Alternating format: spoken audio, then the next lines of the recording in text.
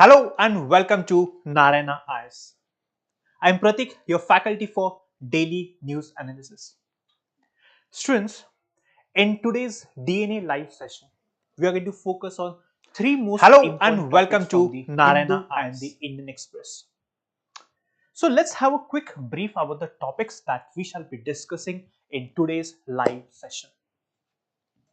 The first topic, that is probe against Siddaramaiah. You might feel that this topic is political in nature. Why? Because the title suggests so. But if you focus on the article talks about a very important legislation. That is the Prevention of Corruption Act. Especially the section 17A of PCA, which is often in the news and has become one of the most controversial sections under the Prevention of Corruption Act. So let us try to understand what is Prevention of Corruption Act. Section 17A. Why? Because it's very important that you address such type of questions or such type of topics, right, for your examination. And the second topic that we shall be focusing on is an island, Tuvalu, in the Pacific Ocean. How this island is facing the brunt of climate change or environmental degradation. This is the second topic that we'll be discussing. And finally, the third topic that we'll be discussing is the National Credit Framework. Now, this framework intends to introduce flexibility in India's education system. Right? So, these are the three topics that we shall be discussing in today's session. So, just make sure that you are tuned to the DNA live session so that you understand each and every topic, and I'm pretty sure once you understand these topics, this will help you immensely in your UPSC examination. So students, let's get started with the first topic. The title of the first topic is Probe Against the Chief Minister of Karnataka, right? Now, in this article, what we'll understand is Prevention of Corruption Act, and we'll also understand the term probity in governance. So you can mark this topic both under GS paper 2. In GS paper 2, we have a subtopic in the name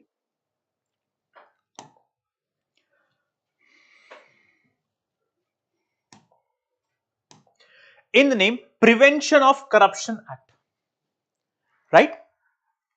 Important aspects of governance, transparency and accountability under paper 2, right?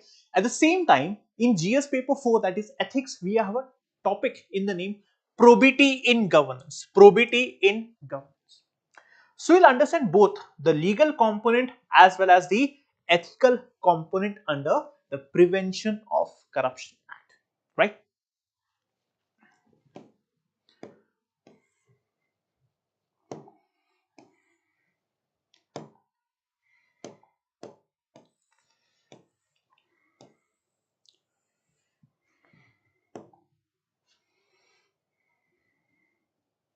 So what is the context? You must have come across this scam called Muda scam. What is Muda? It is Mysore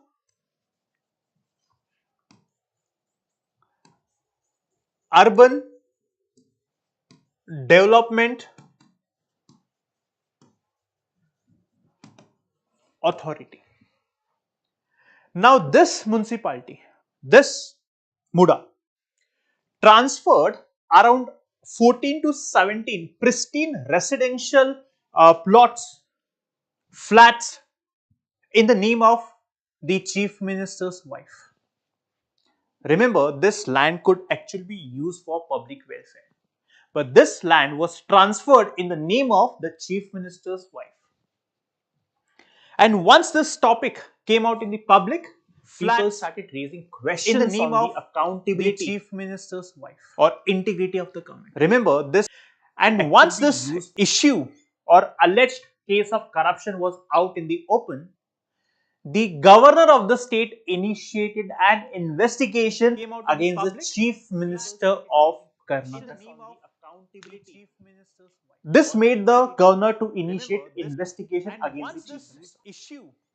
However, the chief minister Siddaramaiah, he opposed the decision of the governor to initiate or sanction investigation against the chief minister, which means the chief minister said that the governor of a state cannot initiate investigation. However, the Karnataka High Court upheld the decision of the governor to initiate. Right. So here you see the governor has raised an investigation against the chief minister. The chief minister is opposing it. See, here we have the governor.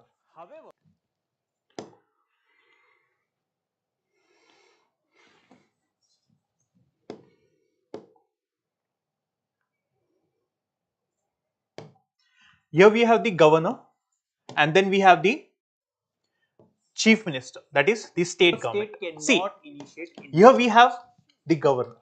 So, if the governor is raising an investigation or sanctioning prosecution against the chief minister, which means the state government has to investigate the case, and the state government is under the chief minister against whom here we have the governor case is filed, and then we have the chief minister, that is the state government. The decision of the governor, here we have was landed in the court. So, if the governor now the Karnataka High Court upheld the decision of the governor against the chief minister, which means the Karnataka High Court said that what governor has and the state government is under the chief minister against whom here we have the governor and then we have the or sanctioning prosecution chief minister, that is the state government. The decision of the governor here we have. So here so if the governor now the Karnataka High Court upheld the decision, there can be a potential conflict of interest and bias within the state government, which means the state government can be biased, right, towards its own person. That's the reason it is important that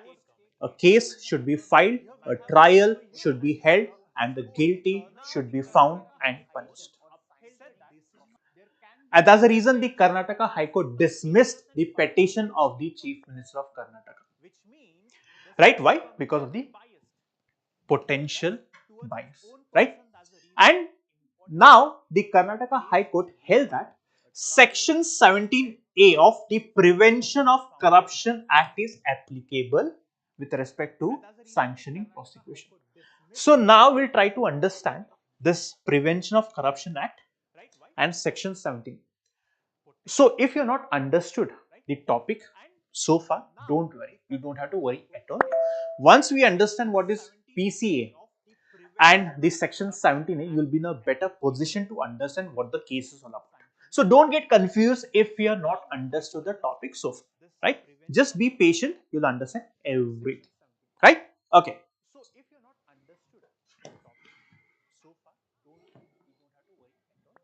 Once we understand what is PCA and the Section 17, you will be in a better position to understand what the case is. So don't get confused if you are not understood the topic so far, right? Just be patient, you'll understand everything, right? So Prevention of Corruption Act. This is important, right? This is very, very important for your examination. Prevention of Corruption Act. The name itself suggests that this legislation or the purpose of this law is to prevent the corruption. Simple, right? To combat, fight corruption among the public servants. Now, this term is very, very important among the public servants. So, which offences are classified or categorized under the criminalization of actions? These are the three things, which means if you accept or if you give bribe, that will be a criminal action. If you misuse official position, let's say for example, you are the chief minister. Now as a chief minister, your duty is towards the people, right? You are committed towards the welfare of the people. But if you use your position for your own personal gain, right, for example, with respect to the Karnataka chief minister, right, it is accused and alleged that the Karnataka chief minister used the position of the chief minister for personal gain. So if, let's say for example, if this proves to be correct, right, then this is what we understand by misusing official position, which means you cannot use your official position for personal gains. Official position should be used for official purpose, that is the welfare of the public. Are you getting my point? Criminal misconduct, for example, fraud, corruption, all these crimes come under criminal misconduct. So if any public official, public servant is prosecuted or is accused with these crimes, then a case can be filed against that public servant. And if the public servant is found to be guilty, then strict penalty is imposed against that public servant, which means there are harsh penalties, punishment for the one who is indulged in any criminal misconduct. Right? Now, if you look at this act, there is a defined procedure for legal action. Now, this procedure is not important for you. Why? Because here you are studying for the UPSC examination. Here you are not studying for the law examination, the bar council examination, right? But you need to know that there is a detailed procedure of how an investigation can be initiated and completed, right? But important to note is section 17A. And this section 17A to the PCA Prevention of Corruption Act was introduced in the year 2018. Getting my point? What is this section 17A? Which means for investigating a case against a public servant. Let's say, for example, Rahul is the name of a public servant who is working under the government of Maharashtra, let's say. Now, someone files a corruption case against Rahul, who is a public servant, or let's say an IAS officer who is working under the government of Maharashtra. Which means that if anyone files a corruption case, the investigation cannot begin immediately. To initiate an investigation, to sanction investigation against Rahul, the government of Maharashtra should sanction prosecution or should initiate investigation, which means only once the government of Maharashtra allows, then the investigation can begin against Rahul. This is what is the essence of section 17A, that is, it mandates prior sanction for investigating a offense or an offense against a public servant, which means you need permission from the government to initiate investigation against the public servant. This is the essence of section 17A, that is prior government sanction for investigating a case. The goal, the purpose of PCA is to ensure transparency in public administration, which means no official or no public servant is misusing his position. There should be transparent in the administration, in the functioning of the government, right? And then accountability, right? Every person, right? Every government servant should be accountable to the public, right? And then the purpose is also to protect officials from frivolous accusations, that is, false accusations. Now, looking at this section 17A, you might wonder or you might feel that if this is the case, if the government's permission is required to initiate an investigation against a public servant, then no state government or for that matter central government would allow investigation against a public official. Which means you might wonder that this section can also be misused. But let me just explain you the essence of section 17A.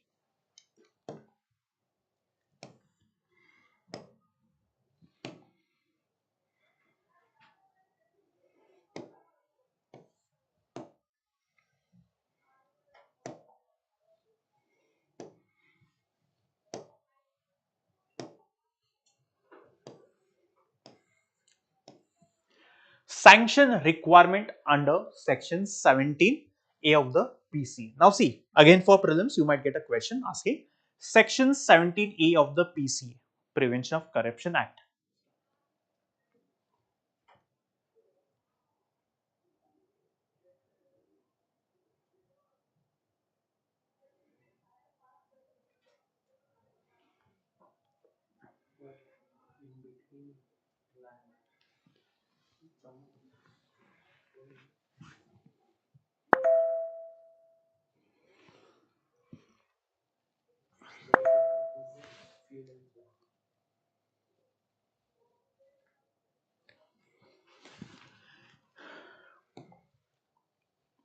So again, see, in prelims you might get a question.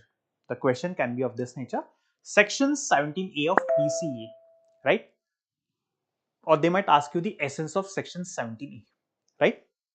Which of the following defines section 17A of PCA? Now, as this is in the news, you're supposed to know the essence of section 17A, right? So, the objective just now we discussed, to protect public servants prior government sanction. See, now the objective is, it's not that the government, or the essence of section 17A is not to actually prevent the corrupted officials. No. For example, let's say this is the government in power, and this is the opposition political party, and there are bureaucrats or officials, ministers and bureaucrats working under the government, right? Opposition government or the opposition political parties, just to pressurize the government, can initiate or can file corruption case against the ministers and bureaucrats, just to pressurize the government or just to pressurize the minister or bureaucrat, right? They can accuse the minister or bureaucrat of false deeds, or they can initiate a false investigation, file a false case, which means, to prevent or prevent from frivolous or false cases, false accusations, section 17A is introduced, which means it's simple that the government will look into the sanctity of the case. Let's say, for example, if the opposition political party might have filed a case against a minister, the government will look into the accusation, the charges leveled against the minister. If the government finds out that the charges leveled are bona fide, then the government might sanction, right?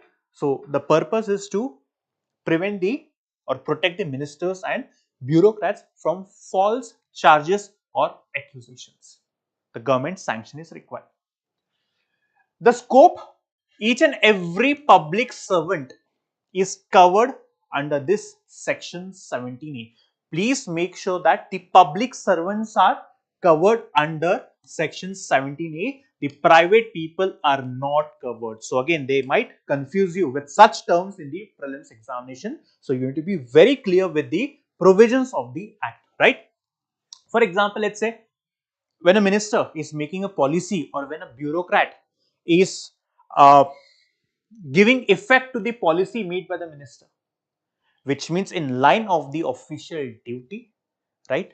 If the opposition political party or anyone files false and frivolous cases or case against a minister or bureaucrat, the government will actually protect such ministers and bureaucrats. Each and every public servant, including the chief minister, is covered under the PCA or section 17A of the Act. Sanction approval, appropriate government. Now, who is the appropriate government? Let's say, for example,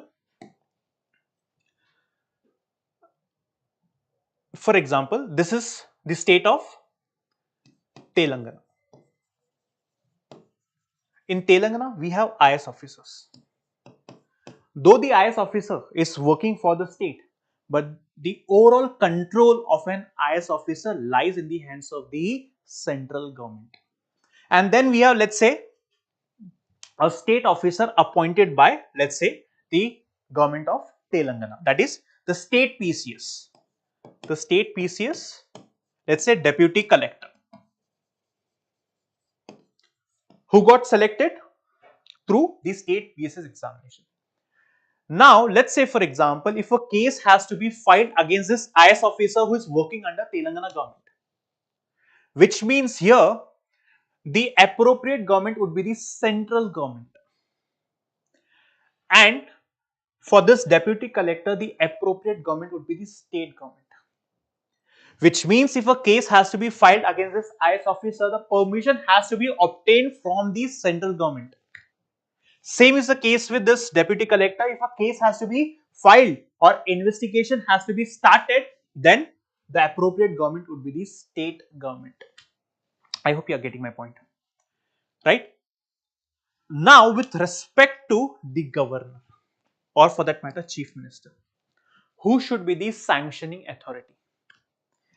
Though this provision is not explicitly mentioned in section 17A of PCA, but the courts have ruled that in case a corruption case is filed against the chief minister, then the sanctioning authority would be the governor. Why? Because who is the head of the state government? The head of the state government is the chief minister, right? Chief minister is the head of the state government. So how can a chief minister allow a case to be filed against himself or herself? That's the reason the courts rule that in case a corruption case is filed against the chief minister, then the sanctioning authority would be governor, and this is the interpretation of the court, not explicitly mentioned in the section 17A of the PCA. I hope you understood the essence. Now, let's say for example, the government does not sanction prosecution. If there is no sanction behind an investigation, which means the courts have ruled that lack of sanction invalidates investigation, which means there would be no purpose and meaning to the investigation if the sanction is absent, or if the governments do not sanction, there is no point, no purpose of the investigation, which means the essence is sanction from the appropriate government is must to file a case or to start an investigation against the corrupt official, right? Again, the purpose is to protect from harassment, in order to harass the public servants, right, or the bureaucrats, right? This provision was introduced to protect the bureaucrats or the ministers from harassment.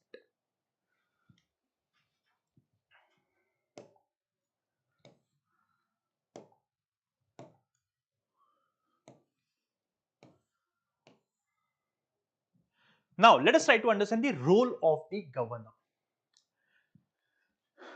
With respect to PCA, the role of the governor is that the governor acts as an independent authority, independent constitutional authority, right? He is not bound by the council of ministers. Very, very important observation. Now, students, tell me, do you know what is Article 163? If you know what is Article 163, please mention in the comment box. Article 163 mandates the governor to abide by the decisions of the Council of Minister headed by the Chief Minister, which means the governor cannot take any action without the concurrence, without the support of the Council of Minister headed by the Chief Minister. But here, with respect to Prevention of Corruption Act, the governor is supposed to act as an independent authority, which means the governor is not bound by the Council of Ministers, especially with respect to high level corruption involving the Chief Minister. Now, let's try to understand. This is the state of Telangana. We have the governor, who is the constitutional head, right, of the state of Telangana, and then we have the Chief Minister. So, if a case is filed against the Chief Minister, do you think the Council of Ministers would allow a case to be filed or investigation to be initiated against their boss, that is Chief Minister? Would you think if the Chief Minister is actually involved in corruption case, would you think, or do you think that the Council of Ministers would allow the governor or the law enforcement agencies to initiate investigation? No. Please try to understand politics. Politics is not ideal. Politics is practical. Chief Minister is the boss of the Council of Ministers. So the Council of Ministers would not allow any investigation against the Chief Minister. And that's the reason under the PCA, the governor should act as an independent constitutional authority who is not bound by the Council of Ministers, which means the governor can either or withhold grant or withhold the sanction of prosecution independently, not bound by the Council of Ministers. This is very, very important, which means the governor has to balance how? By protecting the public servants from getting harassed and also upholding the accountability. What does it mean? Which means that when a case is filed, let's say against the chief minister, the governor as an independent constitutional position will try to evaluate the allegation, will independently try to understand the level of allegation or what kind of allegation has been filed against the high level or high ranking official, assess political bias. Now what is this political bias? Let me give you an example. Now here again we have the state of Telangana, and here we have the governor, and here we have the chief minister, and followed by the council of ministers. Now if a case is filed against, let's say, a minister, or let's say for example the chief minister wants to file a case against his minister, or let's say the chief minister wants to file a case against an opposition member who was a former chief minister or minister. Are you getting my point? Here the chief minister is actually filing a case against the opposition political party's member who was former chief minister, or let's say minister. In order to pressurize the opposition political parties, such type of cases are leveled. For example, see what happened with Arvind Kejriwal. See what happened with the Jharkhand chief minister. Right? So this type of politics goes on. Now here, in case investigation or charges of corruption are leveled against the opposition member, now here the governor will try to evaluate the allegation.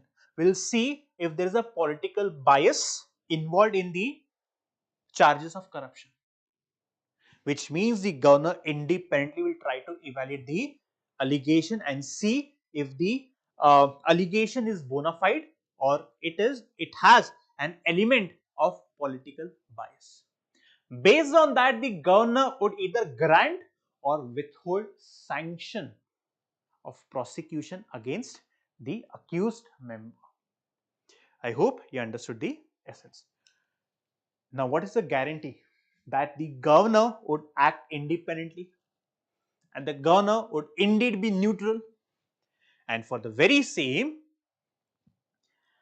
the decisions of the governor is also subject to judicial review, which means, let's say for example, the governor, right now governor, let's say for example, the opposition political party is one political party which has a government in the center, or the political party is the same in the center and this opposition political party, let's say, which means now here the governor is an actually, which means the governor is an independent constitutional body, but for all practical purposes or looking at the way of how the governors have functioned or worked, it seems that the governors too are biased. Let's say for example, opposition political party is that political party whose government is in the center. Now the central government would try to protect this member. Why? To save the reputation of the political party. And so the central government can order the governor to withhold sanction against this member. This is all politics. This is how the politicians, or for that matter lawyers, they try to take advantage of the loopholes present in the system. Are you getting my point? which means if the judiciary finds out that the governor's decision was mala fide, that is, had an element of political bias, then the courts can also strike down the decision of the governor, which means the judiciary is supreme. The judiciary is supreme, right? So this is the role of the governor. I hope you understood the role of the governor, right?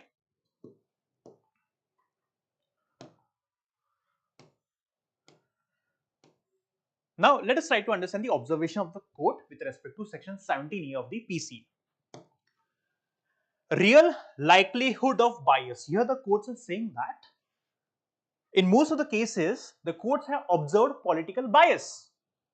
State government's decision could lead to bias, right? Which means if the corruption case has been filed against a member of the state government would not give sanction or not sanction prosecution, especially for high ranking officials like the chief minister because of the conflict of interest.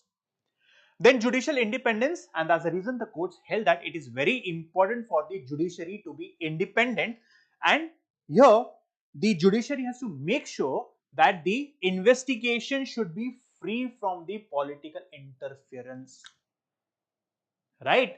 Here the judiciary has to ensure that the investigation is free and transparent,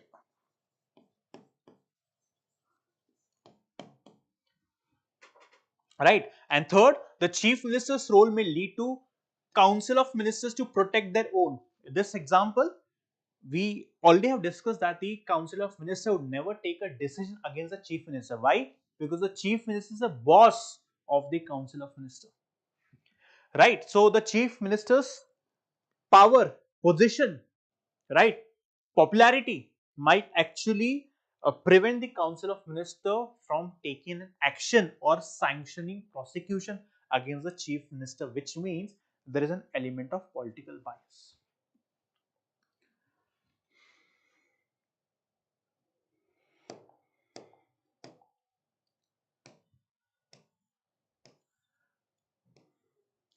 Now students, as we discussed in the starting, that this topic can also be understood under the ambit of important aspects of governance, transparency and accountability. We understood so far what is section 17A of the PCA, right? All you need to remember is that section 17A of the PCA mandates prior sanction of the government. The government can be central government or the state government. There are certain loopholes we have understood, which are the loopholes which the politicians might take or try to take advantage of. Now, this conflict of interest. What is the conflict of interest? That the chief minister, right, has used his position for personal gain, right? So this conflict of interest, or for example, if a corruption case is filed against the chief minister should not be sitting as a judge. If he sits as a judge, now in this case, the sanctioning authority is the state government. How can a chief minister allow a case to be filed against himself? Which means such conflict of interest have legal and political implication, right? We just discussed that it's not possible for the chief minister to sanction prosecution against himself, and that's the reason it is very important that we have a clear guidelines for conflict of interest, which means we need to know which actions should constitute conflict of interest and which actions would not constitute as conflict of interest. Then asset disclosures have to be made compulsory. We need to have an independent oversight so as to manage the conflict of interest. So wherever there are conflict of interest, we have to make sure to avoid conflict of interest. For that, we need to have clear guidelines. Getting my point? Then now, given that political bias is involved in, see, this is politics. This is how politics functions and operates. Given the nature of politics that has shaped in the past and still evolving and shaping, we realize that it is very important for a developing economy, developing or a nascent democracy, or for that matter, a democracy which is getting strengthened day by day, to have an independent body. The mandate of the independent body is to stay neutral, free from the political interference, free from the political bias, and investigate the case as per the merit of the case. Getting my point? For example, if we look at the role of governor, who is governor? Is governor an employee of the central government, or does he work for the central government? No.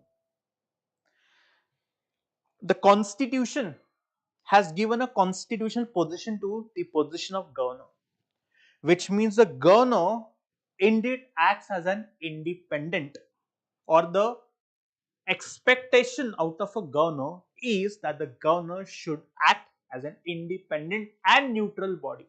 But unfortunately, often we have experienced or witnessed that the governors have often act in a biased manner.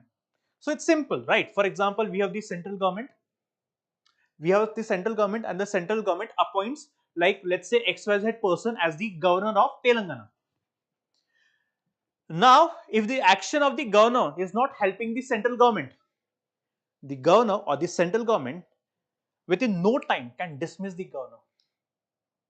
Within no time, just by signing one document, paper, can dismiss the governor. And in order to protect the position given, the governors, often, as we have experienced, have acted in a biased manner, right? So it's very important that the independent body should stay neutral and impartial and free from the political interference, so that we can be assured of the fact that the investigation is impartial and the guilty, they are brought to book or they are brought to justice. Which means, to punish a wrong person, right, to bring a wrong person to the book, by the book, or to bring him to justice, it is very important that we have, or we should have, independent bodies, right? Like judiciary, it's expected from the judiciary to be independent. It's expected from the governor to act neutral. So the governor's sanction, checks and balances. So governor is supposed to check and balance the decisions of the state government. For example, let's say the state government has passed a bill within one day, and the bill has been sent to the governor for the sanction of the, or for the assent of the governor. Here the governor might feel that the state government has actually hurried to make a law. So in order to check the state government, the governor can use their power and return the bill back to the state legislature, and can request the state legislature to once again think about the bill and not pass the bill in such an hurried manner. Which means the governor's work is to check and balance the state government. So the governor's sanction, despite Council of Ministers advice, is essential for check and balance. Right? In the case of section 17A, the governor can either sanction or withhold the prosecution, right, based on the merits of the case. Which means it is important for the governance that the independent body should act in a neutral and impartial manner. And that's the reason we expect governor to be independent, to be neutral, and that's the reason we gave this power to the governor, that the governor can either grant or withhold sanction of prosecution against an accused member. We want the governor should not buckle under the political pressure or political influence.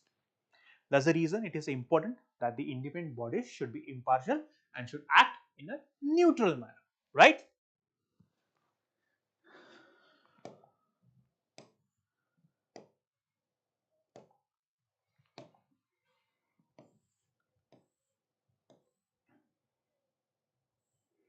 So, in ethics, you must have come across the term probity in governance. What is probity in governance?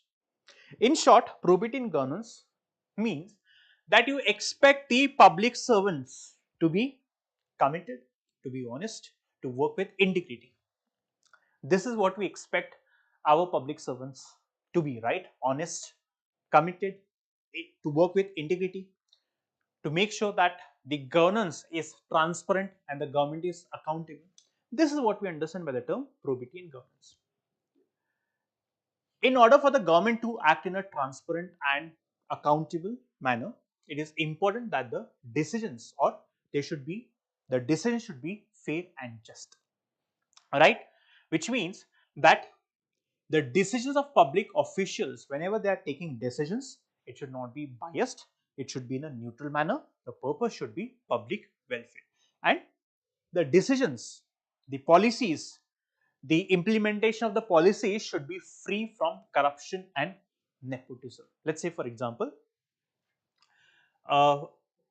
Manarega or the National Food Security Act. Whenever funds are dispersed, it is the public officials. Tomorrow, once you get selected, it is your job to make sure that the funds are used for its stated objectives and purpose. Right? It shouldn't be the fact that you are actually siphoning of the money. Like for example, let's say like around 100 crores has been dispersed for the state of, let's say, Andhra Pradesh. Right? And in effect, 100 crores is given to the public, but in effect, they only get 20 crores. 80 crores is lost in corruption.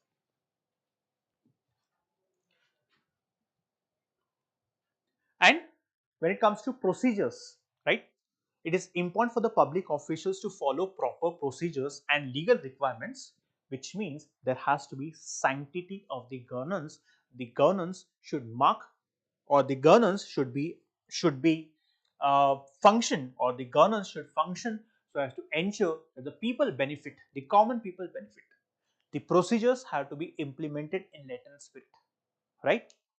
And then preventive vigilance. So as we discussed that in order for the public servants or ministers to work without any undue influence or public pressure, it is important that such section 17E, see, section 17E principally is not that bad. How you use it, that is a major question, or that is a major question to ponder upon, right? So the fact of the matter is, section 17A can either strengthen measures against the corruption, or it can weaken the measures. It depends on how you use it, right? So again, when it comes to criticism, potential for abuse, which means this section 17A or has a potential to be abused, which means, let's say for example, a corruption case has been filed against a minister of the state government, which means sanction of the state government is important. Now, how can the state government sanction prosecution against a minister? Why? Because if the minister is corrupted person, the reputation of the political party gets tarnished, which means they can use to shield corrupt officials. And then delays in accountability. Now, by withholding sanction, the state government can actually delay the investigation, and as you might have heard, that justice delayed is justice denied, right? I hope students you understood different provisions of the Prevention of Corruption Act. Please make sure that you remember the essence of Prevention of Corruption Act, the section 17A, right? So it make sure that you remember all these key points, right? So this is the first topic. I hope you understood the first topic. Now let's proceed towards the second topic.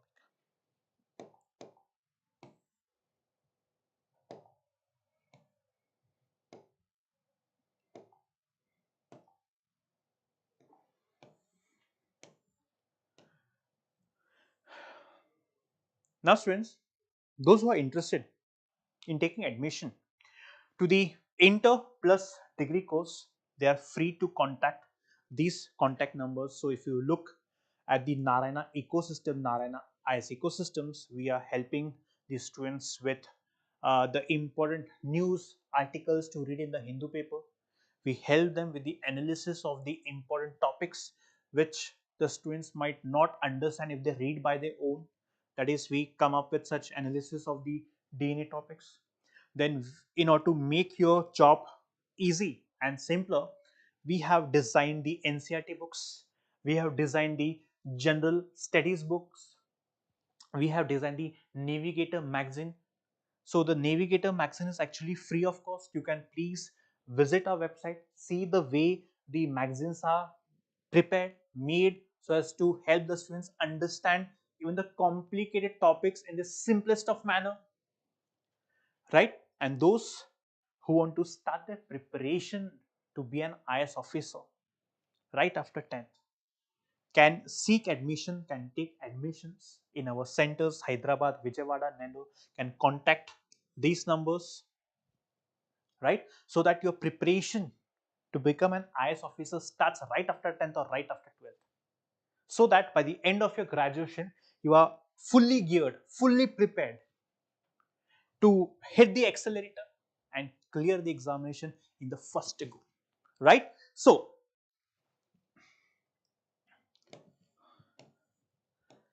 the next topic is sinking. Tuvalu fights to keep its maritime boundaries as sea level rises. Now, the impact of climate change, the impact of degrading environment has led to a situation where the tiny islands are at the brink of submergence or complete destruction because of the sea level or the sea level rise. So again, see such type of question, for example, Tuvalu. This can be asked as places in news. You need to know various Tuvalu, right? So let's try to understand what this news talks about or speaks about.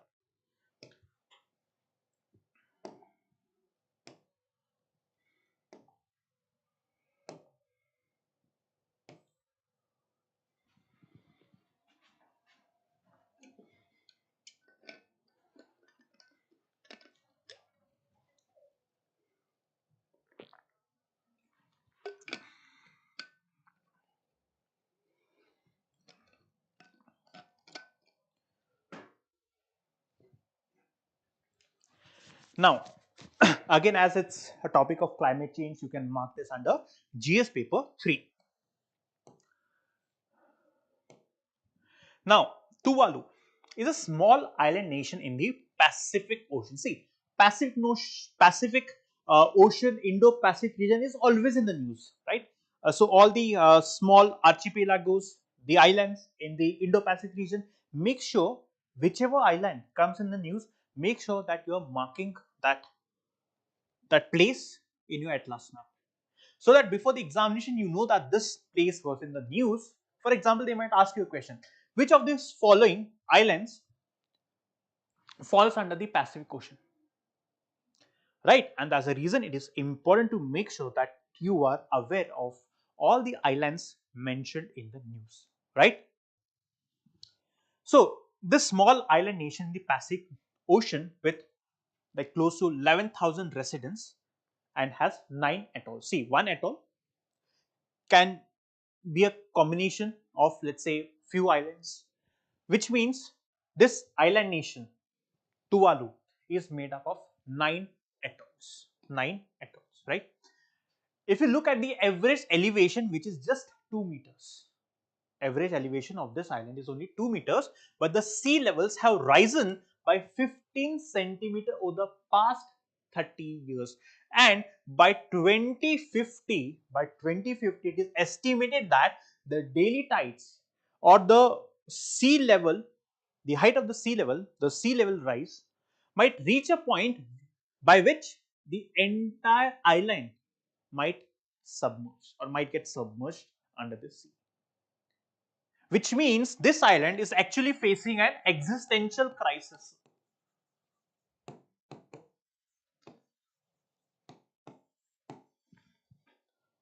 because of the rising sea level.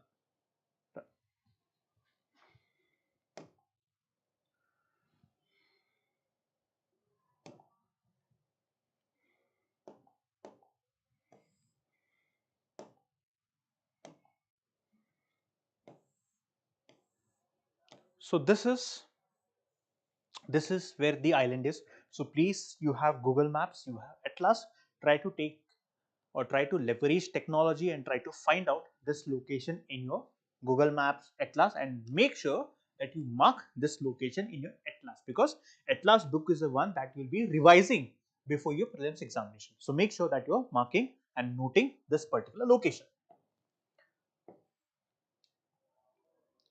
So let's try to understand how is it impacting the life and migration of the people of Tuvalu. The saltwater intrusion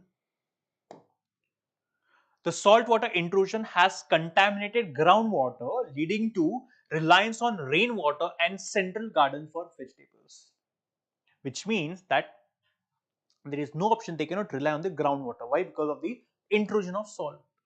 And as a reason, they are, in order to make sure that the island does not get submerged, they are constructing sea walls and artificial land, right, to combat the rising sea levels, right. Now, this island nation has signed a treaty with Australia which allows 280 people from the island nation to migrate annually. This is how severe the condition has led to or become in this tiny island nation Tuvalu in the Pacific Ocean. Talking about the geography, we have discussed Central Pacific Ocean, which is located halfway between Australia and Hawaii. 9 atolls. It is made up of 9 atolls, right? The capital, very important. Make sure that you remember the name, right? The Funafuti is the capital, and which is home to over half of the population, right? Economy based on subsistence farming, fishing, which means it's a not a modern society, not a modern country, right? Revenue sources, fishing licenses, remittances, and leasing the internet domain, right? Then challenges, the land area is small, not favorable for agriculture or mass production of crops. Environmental concerns, highly susceptible to climate change and the sea level rise, right? Social, now these points are not that important, but important is to understand the importance of the location Tuvalu and how climate change. For example, in case you come across a question on climate change as a case study, as an example, you can mention about this tiny island Tuvalu, right? So there's strong emphasis on the cultural identity. For example, many people say that culture is what makes a nation. This is how serious they take about their own culture and take pride about their culture, right? And in case they relocate to some other place, then they fear that their culture might get endangered, and that's the reason many of the people are not willing to relocate to some other place despite knowing the risk of the submergence of the island.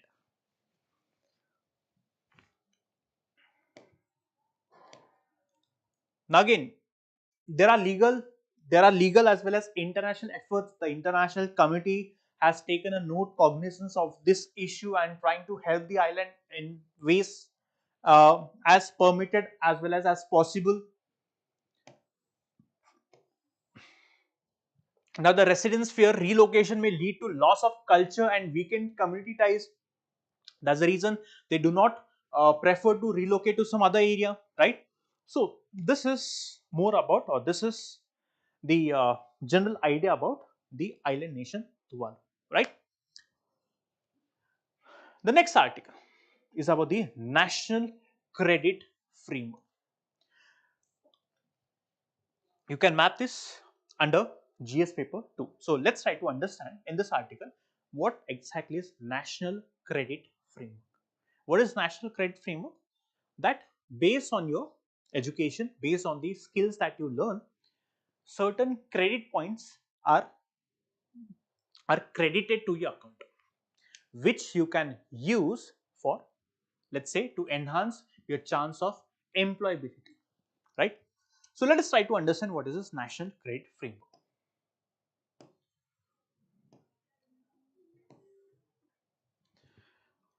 Now,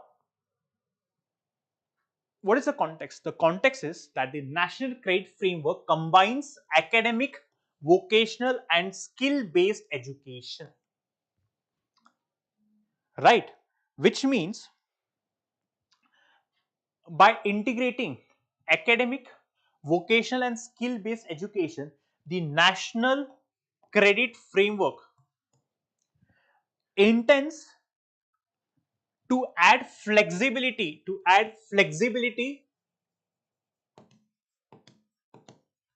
in the education process or in the learning phase. How? I'll explain you. Now, this actually is a broader education reforms. For example, what is NEP? National Education Policy. What is the essence of national education policy? That actually we want to get rid of the colonial education that we still are used to, which means the current education system doesn't help a person to develop critical learning or critical understanding. He simply mugs up facts, definitions, clears examination, becomes an IAS officer. So somehow the current education system is not helping a person to develop critical thinking or critical attitude, to assess things which are good and bad for the country or good and bad for himself or herself. For example, we know the current system is the 10 plus 2 system, right? This might this will be replaced by 5 plus 3 plus 3 plus 4 system. 5 is the foundational, preparatory, middle, and this is the secondary education.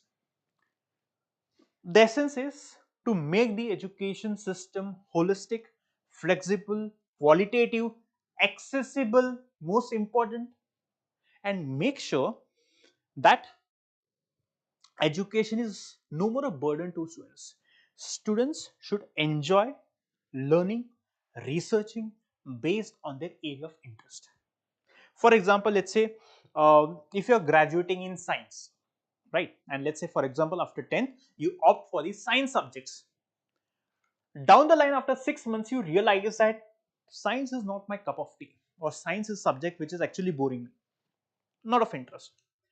This NEP allows you to make a switch to, let's say, commerce, arts, based on your area of interest. This is the essence of NEP to make the education system holistic. The learning, the focus is more on the learning, right? And this again, this national credit framework is set to be rolled out soon.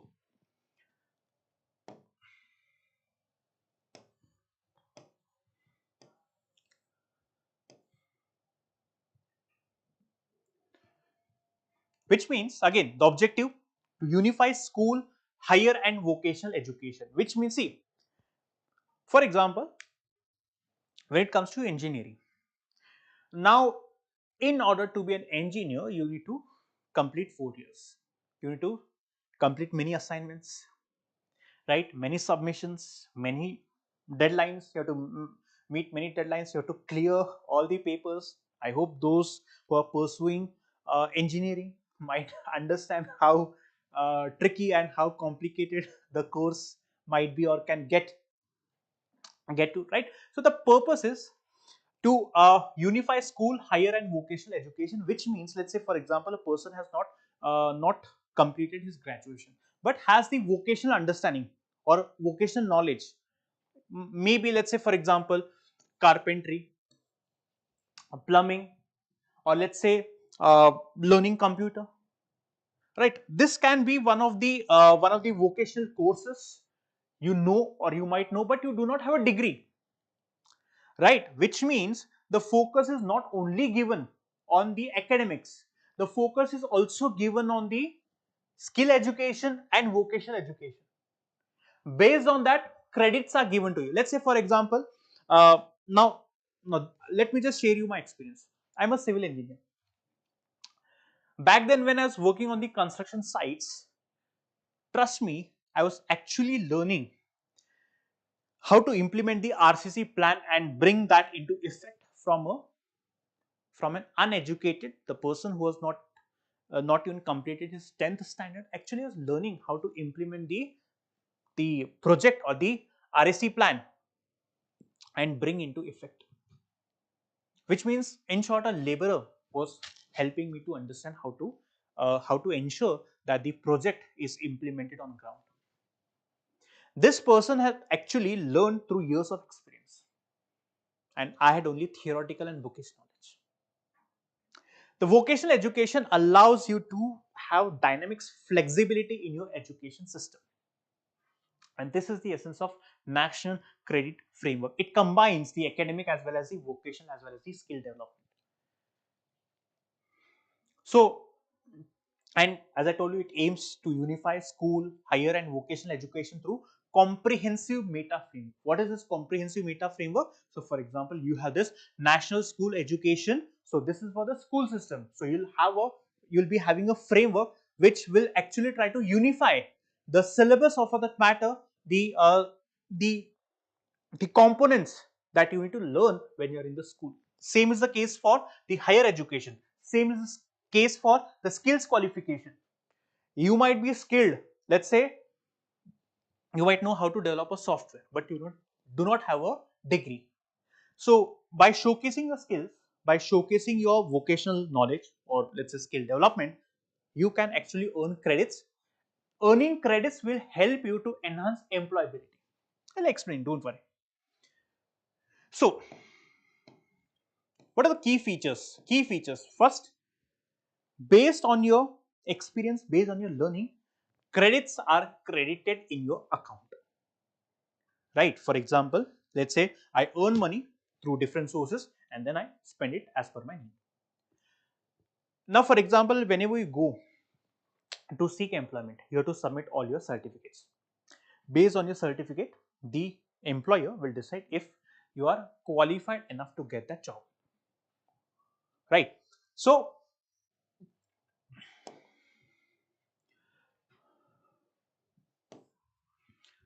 minimum 40 credits annually for 1200 hours of learning, 20 credits per semester, 160 credits for schooling and 120 for bachelor's degree and 320 for PhD. These are the credits that will be credited in your account based on which level you are at. So there are multiple entry and exit options, which means let's say for example you complete, let's say the engineering degree is of 4 years, you complete 2 years and because of certain situation you have to drop out, which means that in the first 2 years the credits that you may have accumulated should not go waste. And to ensure that the credits are not wasted, this system allows a student to make a re-entry, which means let's say he studies for 2 years, takes a drop for 2 years and then wants to complete his engineering degree. After 2 years, he can come back and again start studying for the third and the fourth year. This is the essence. Multiple entry. Academic bank of credit. Now, this bank is the bank where the credits are actually credited. Which means, let's say for example, tomorrow you are going for seeking an employment to get a job. All the employer does is looks at your academic bank of credits, sees how many credit points you have accumulated and based on that will decide if you are qualified for the job. Recognition of prior learning. You might not have a degree, but you might have worked somewhere or you might have some skill which is very important to or very important for that company, which means this credit framework also recognizes prior learning and based on that, for example, you might not have a degree but you are qualified or you have that particular skill. Based on that skills or based on that, credit points are credited in your account.